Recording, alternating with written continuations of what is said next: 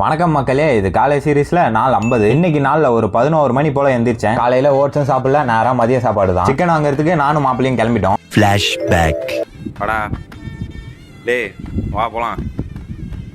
வாடா மாப்பிள்ள, ஒரு மேரிகோல்டு வாங்கி போட்டாதான் நவுருவேன்.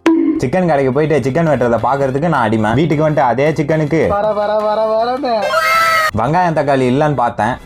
பரவாயில்ல, வீட்லயே வாங்கி வச்சிருக்கானுங்க. சாதத்தை குக்கர்ல வச்சு விசில விட்டே வெட்டிட்டேன். இந்த மாதிரிலாம் சமைக்கும் போது பேசாம சிவில விட்டுட்டு ஹோட்டல் வச்சு பொழைச்சிக்கலாம்னு தோணுது.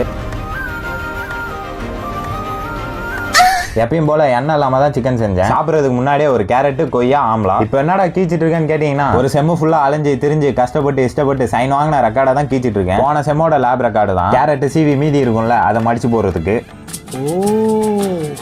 நீ அப்படி வரியா?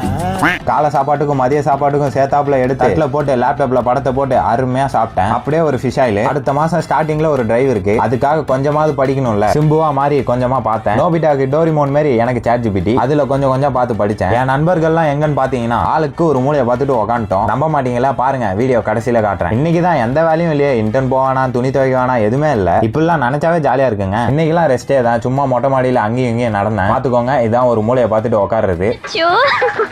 நான் என்ன பண்ணுவேன் தெரியுமானே?